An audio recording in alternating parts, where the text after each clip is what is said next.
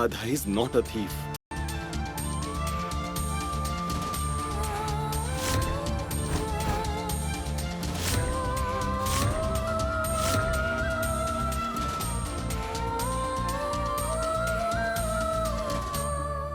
Mohan? I don't know if I understand Radha, but in all these days, I have understood what Lord Krishna means to her. He means the world to her. Her day starts with Lord Krishna's name, and in the evening, she sings his praises.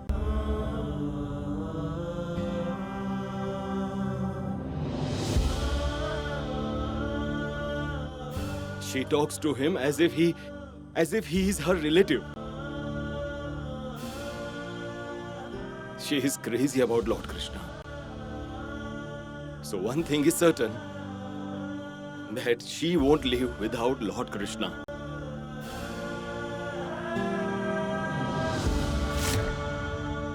Mohan, all that sounds good to hear. But what about that? Whatever we found in her bundle, about her clothes and our jewelry, what about that? Yeah, what about them? I'm sure this is someone's ploy